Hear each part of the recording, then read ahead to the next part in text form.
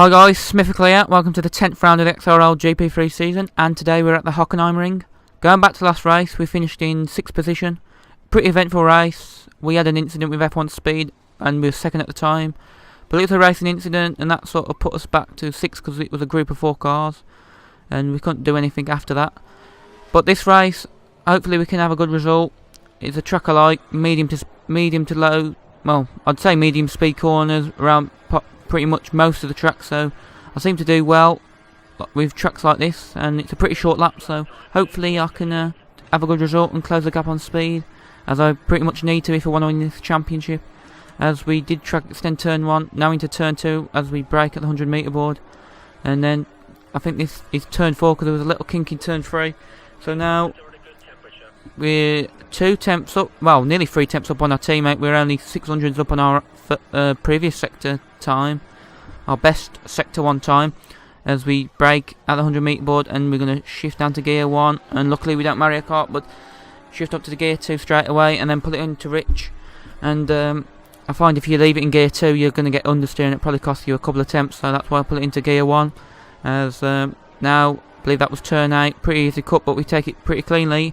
And now turn 10, as I'm looking at the track map, and there's pretty much a few little kinks that are counted as turns as we run wide there, and I believe that was turn 11, and now turn 12 and turn 13, turn 14.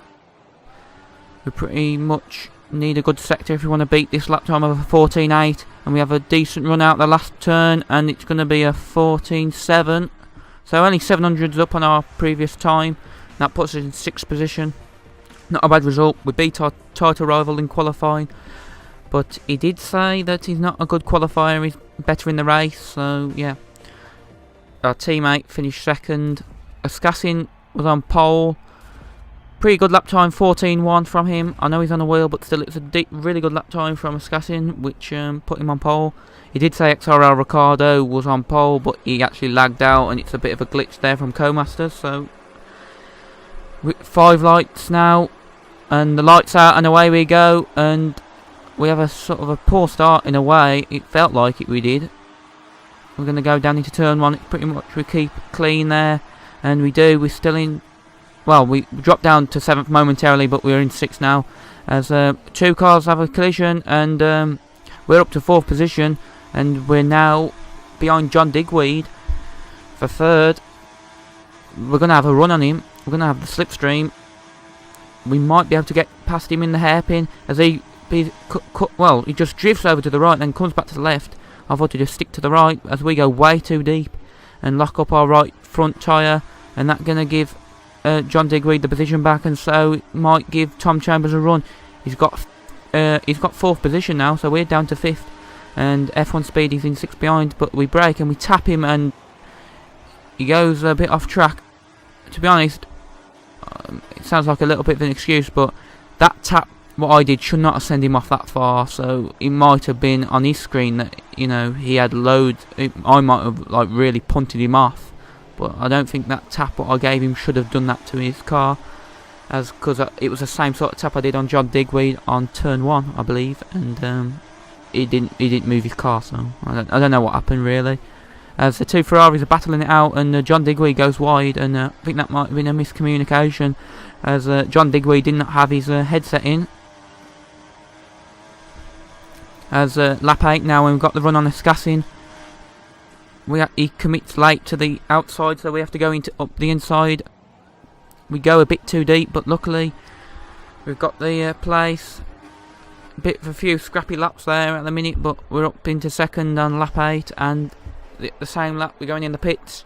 We're going to put on a set of prime tyres. Now the others put on options. I think, you know, because it was predicted rain, that's why they did it, but I'm not really that good on conserving tyre life around here, so I knew that you know, the primes would probably be better for me, but I did sort of play the strategy too that it weren't going to rain, because it was only like 8%, I think it was like 8% chance of rain.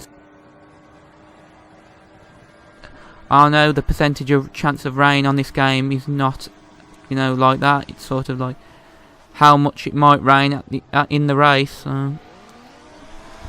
Anyway, as Scassin gets past because he was on faster tyres, and then John Digweed's going to do the same now on lap 13. Pretty easy for him as we've got the inside line, but maybe he would. I thought he would, but he doesn't.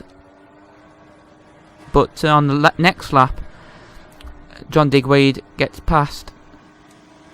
Yeah, he really does get past this time. I'm pretty certain he does, as he locks up all the tyres. He does get the move done eventually, as we're down to 4th. The guy behind is F1 speed, and I believe he's like 3 seconds back. But lap 18 now, and the option tyres are probably wearing now for these two guys up ahead. So we might have a chance to pass one of them. And a Scassin, we're up the inside, and we're going to get the move. And yeah, we're up into 3rd position. So now we're going to try and chase down John Digweed. And as you can see, that lap we actually pitted. Scassin's quite only quite a few seconds back, to be honest. It was, I think it was like 2 or 3, and his tyres had just gone to pieces because he did 10 laps on the options, which I only do about 8. That's why I think I got up to 3rd really, but I'm up to 2nd now, and the reason is John Digweed called it all wrong. He pitted on lap 26 and was not wet enough to go on the inters. And I think he did put on the inters, and I saw on stream he struggled, especially into the first turn, so it was never ready for intermediates on lap 26. But on lap 29, we're going to pit, and we're going to put on the intermediate tyres, and we did actually manage to make them option tyres last around 10 laps. So, but we needed to, because otherwise, you know, our race would have been pretty much fucked, to be honest. Anyway. And on the last lap, last few corners, we're going to just come home in 2nd position. I mean, it's not been a bad race, I suppose.